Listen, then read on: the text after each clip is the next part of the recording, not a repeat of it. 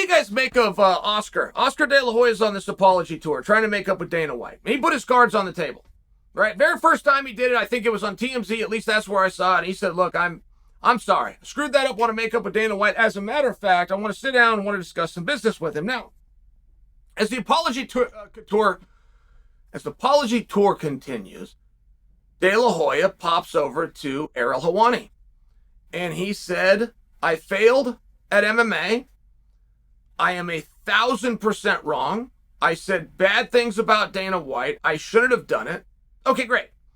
I can stop right there. I don't really have to finish what he said. He's on an apology tour. Okay, great. He went publicly to insult the guys. He went publicly try to make up for whatever reason. However, he has disclosed, not that this was sincere, that this was within his heart. He has disclosed openly his agenda, which is, I now want to do business with Dana. Right? I want to make up with Dana because I want to do business. Okay, I don't know how Dana's going to take that. Fine. Fair enough. This is what's happening.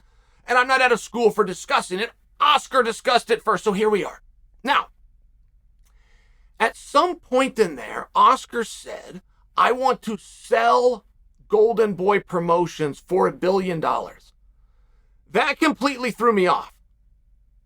That completely threw me off because I thought he was trying to team up and be partners with Dana. So when he said I wanted to sell Golden Boy, I was a little bit thrown. Now, moreover, I'm not here to discuss for you guys whatever that is with the back and forth between Oscar and trying to make up with the boss.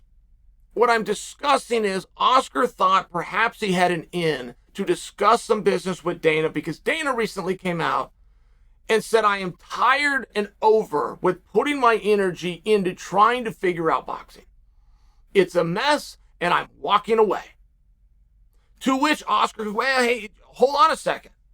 It's messy in these areas and I know all about it, but I happen to have this done. Let's see if we can talk." Okay, again, where that goes, what would you guys do if you had to fix boxing? What would you do? And not just fix boxing. If you were going to try to jump into the boxing space, because it's a completely different business and I highly doubt any of you understand it, and I do not mean that in a condescending way. That's a really weird thing if you did understand it. It's not as though you could take a class on it in college. It's not as though you could take an online course. It's not as though you can go to the library and check out a book. I mean, it'd be a very weird thing to understand. But wherever you are to go in boxing, you are then going to be confronted with the Ali Act, which is going to stop you. It's a tremendous problem. We even see it with an MMA, right? Let's say you got this big fight. You got a guy, he's going to go out and do a big fight. This is going to bring in $10 million, and he can prove it. He can prove it's going to bring in $10 million. Where's mine? And you're going to have the promoter sitting back and going, "Yes, dum-dum." 10 is just a round number. I get that's not all that high in MMA. Round numbers. "Yes, dum-dum, it's going to bring in $10 million, but I had to do 4 fights with you to get you to this point, and I'm currently down $17 million on you. So go get this 10 back and do it 2 more times, and then let's talk." Like, it's one of those things. But if you're the boss and you're a risk taker, which is what it takes within the sport, you can look at all of those things. You can put your plan together and you can attempt to move forward. When you're within boxing and you build somebody up and then you have to take it to the open market because of the Aliyah, it puts you in a really hard spot. It puts you in an absolutely terrible spot, which is where these boxers continually have these 30-0 padded records, and you don't put the best against the best. Because as soon as you take it to open market and somebody gobbles it up, you lose everything that you tried to build. It's a mess. So what would you do?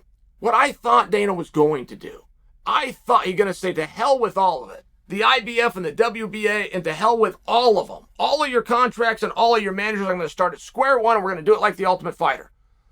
I'm going to bring guys on. I'm going to bring them along slow over a course of time. I'm going to have enough contracts. I'm going to have enough guys, and off we go. That's what I thought was going to happen. But then you're confronted with the Ali Act. What do? Well, this isn't sustainable, and it's not what Dana is going to do. But to answer the question of what the options are, you would have the exhibition route. Now, the exhibition route is one that Dana is never going to look at for the very reason that I just said. It's simply not sustainable.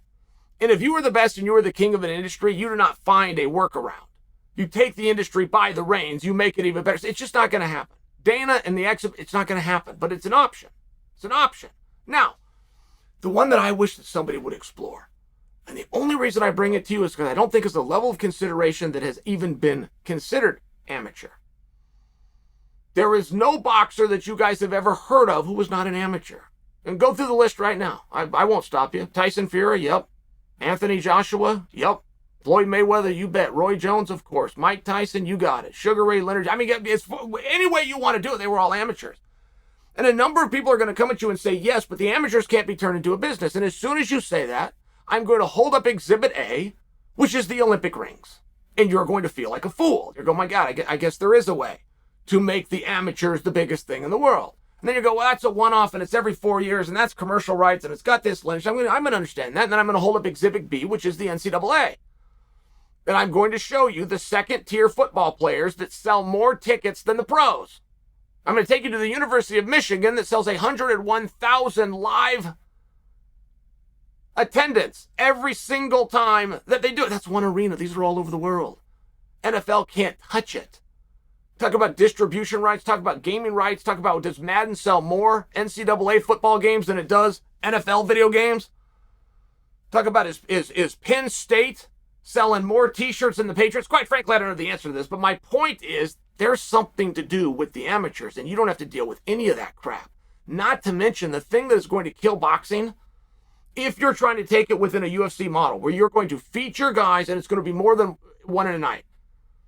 It's very hard, and there's been boxing promoters that have tried to do a great co-main event and an interest. They've never succeeded. None. Zero. Ever. Never has it happened. But they get cannibalized within their own market because the time parameters are so much. Nobody should be fighting somebody for 12 rounds. That should be illegal, and I'm not a prude on these things. That should not be allowed. And no commission has even considered changing that. Very, very bizarre, I must tell you. That's a separate conversation. You can't do these things if you're doing it. One of the great things about what Jake Paul's doing, we only got to watch it for 8 rounds. And if somehow we could make that 6, ooh, that'd be great. And if somehow we could make that 5, you look at the amateurs, they only do 3. That's enough. 9 minutes with 2 guys to prove their point, we got it. You only got a left and a right hand. And then under that circumstance, you could bring in 3 and 4 and 5 in a night. You could have feature matches. It's just to get somebody that's the king to then look at the amateurs without looking down their nose, I think is a tough thing to do. But one of the things whenever you're getting into boxing or any professional sports, you say, I want to have the absolute best. That's what I want to have. The amateurs has them without question. There is never a boxer that you've heard of. There is never a boxer that has ever fought on television. There's never a boxer that has held a belt on the cover of Sports Illustrated that wasn't an amateur. And it's iron on top of iron. Mike Tyson lost within the amateurs. Floyd Mayweather went 50-0 in the pros. He lost in the amateurs. He's not the Olympic champion, just by example. Roy Jones, greatest boxer of the 90s, was not the Olympic champion. Should have been a little bit more to that story. All I'm sharing for you is you've got the right guys. You've got the right contracts. You have the right hunger. You have the right interest. You have people that are still willing to compete with the absolute best just to prove that they actually are. You don't have any of that in the pros. The pros is the scum of the earth. The amateurs, from the Olympic Games to the NCAA, it's very coveted. It's very well looked at. Just nobody has thrown an arm around it. Nobody has shown it that kind of respect.